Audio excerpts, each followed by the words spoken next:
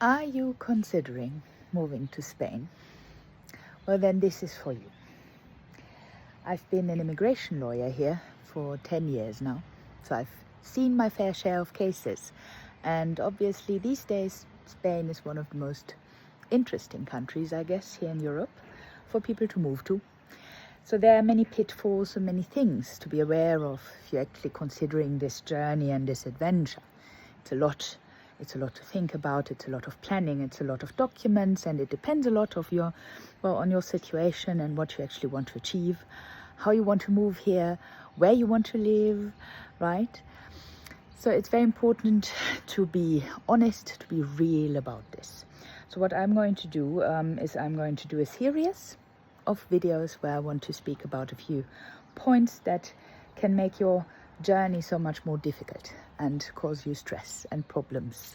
And I'd like for you to be aware of some things that should be avoided and that you have to be really cautious of.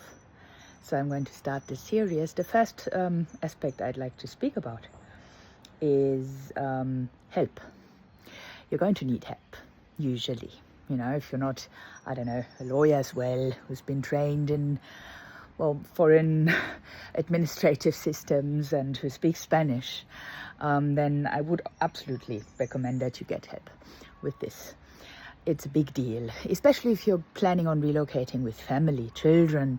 You know, you don't want to have everything on your shoulders, and you want to make sure to have someone you can actually ask whenever you're doubtful, whenever you have any fears or any worries and problems, and you want to make sure that your first shot at applying for any permit is actually the best shot you can give it, to avoid making the whole thing an even longer and more stressful journey than it needs to be.